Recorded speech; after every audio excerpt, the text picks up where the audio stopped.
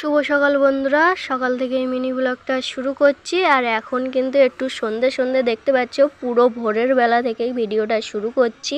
আর এখানে বড়ি দেওয়ার ডালটা আমি এই কাজগুলো করে দিচ্ছি। মিক্সচার মেশিনে বাটা হবে, অনেক কিছু দিয়ে বড়ি দেওয়া যায়। আমরা দেব চাল কুমড়োর বড়ি, আর সেই বড়িগুলো দেখাবো তোমাদেরকে কেমন করে বড়ি দেয়। আর সব বড় ভিডিওই দেওয়া আছে, এটা মিনি ব্লগ।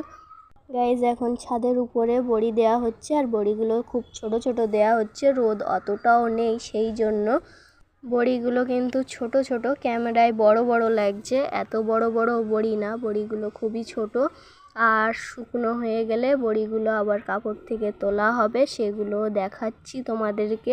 এইগুলো তোলা হয়ে গেলে একটু আমরা চপ খাবো। আর এখানে দেখতেই পাচ্ছ বিভিন্ন ধরনের চপ করেছি।